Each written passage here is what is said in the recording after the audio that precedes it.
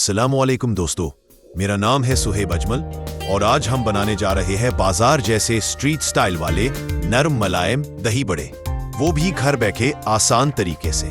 सबसे पहले हम लेंगे मूंग की दाल और माश की दाल, दोनों को धोकर रात भर भिगो देंगे ताकि ये नरम हो जाए। अगली सुबह उनको पीस लेंगे, लेकिन याद रखें ज्यादा पतला नहीं करना, थोड़ा गाढ़ा पेस्ट ही रखना है। अब इस पेस्ट में डालें नमक, जीरा और थोड़ा सा हरा धनिया। अब बेसन का 1 चम्मच शामिल करें ताकि मजीद नरमी आए। इस मिक्सचर को हाथ से या मशीन से खूब अच्छी तरह फेंटें। यही है नरम दही बड़ों का राज।